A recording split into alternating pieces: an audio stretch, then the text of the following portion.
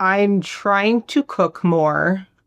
And one of the things that you had told me is to try and introduce a fruit and or vegetable every time they eat, whether it's a snack or a meal, they need to have a fruit or vegetable.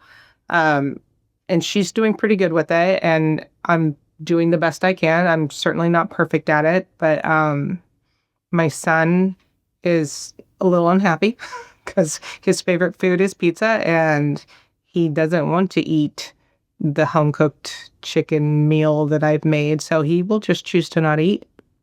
So that's a challenge, and I have two very picky eaters, and they don't enjoy the same things. As I mentioned earlier, I could get her to eat salmon. He hates salmon. She likes chicken. He doesn't really like chicken. She likes hamburgers. He doesn't like hamburgers. So that's a challenge trying to feed both of my kids. And I do see that the changes I'm doing for her, he would benefit from, but he himself is so picky. That's hard.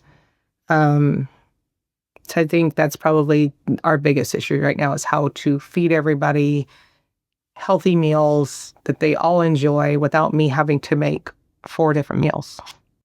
Right. And I think just like with your daughter, it's about that experiment, like, and letting your kids know that I'm not going to stop trying and this is not going away. We're not going to go back to eating the way we did before. Like, this is important for all of us. And, to maybe have them involved, research recipes together online because there's so much online. I know we talked about crockpots, but there you hit a dead end also because for a busy mom, a crockpot can really help. And there's a lot of great recipe books that you can find on Amazon, even for crockpots that give you Yep.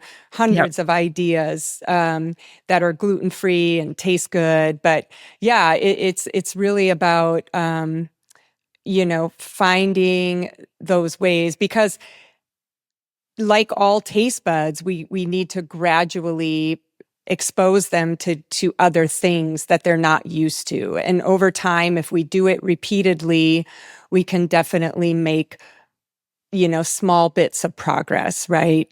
And we talk about other ways like smoothies and soups or ways to hide certain foods into other foods, like meatloaves or, like I said, smoothies, but just not giving up. And I know what I always say, it's the labor of love. Because I don't love cooking. It's fine, but I'm not going to be this gourmet chef. It's purposeful for me and very intentional. And I find I have to listen to a podcast or music while I'm cooking to make it more enjoyable. Like, do what you can, right? But yeah, for time's sake, some people have to cook more on the weekends, on Sundays to have stuff ready for the week, or at Wednesday night, you're cooking something that's ready the next 2 days. But yeah, it's definitely a process. And getting the whole family involved is important, so, Yeah. but we'll keep working on that. Yes, we will. Um, is there anything you would share, with listeners today, especially, from the experience that you've had? I truly believe that sugar is poison for my daughter. I think that getting your child off of sugar is one of the best things you can do for them. Um, and that's probably one of the just cutting out the sugary drinks is just an easy first step. And then you can make your gradual changes. I strongly suggest that they do find somebody like you that can help them navigate these things and come up with solutions.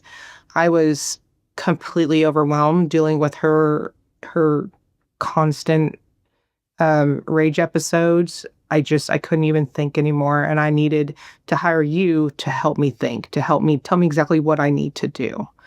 Um, because I didn't have anything left to do it on my own. So I would encourage them to hire somebody if they can. There's so much information out there on the internet that I do find it helpful that you have kind of just given me what I need to hear and telling me what to do rather than me going down rabbit holes on the internet trying to figure this stuff out for myself. And that it really does work. I mean, it is it truly is nothing short of remarkable. I went from an extremely violent, just child who was so out of control and so miserable, and my whole family was so miserable and so stressed out and overwhelmed, to she's feels more like a normal child now. And she still has ADHD, but now we can actually get to handling those things, helping her do her homework instead of dealing with this 3-hour episode where she's destroying the house and throwing things at me, and the isolation that her episodes did for my son. I mean, he would just retreat to his room and he's like, I don't have a mom. She's always with my sister. Mhm. So my recommendation to parents out there is cut out the sugar as soon as you can, and hire somebody that can help you navigate this stuff and figure out what's going on the inside of them, because that is, if you can calm that and help them balance that out, then the rest just kind of, then life can Yeah. happen. You can actually get to the real stuff.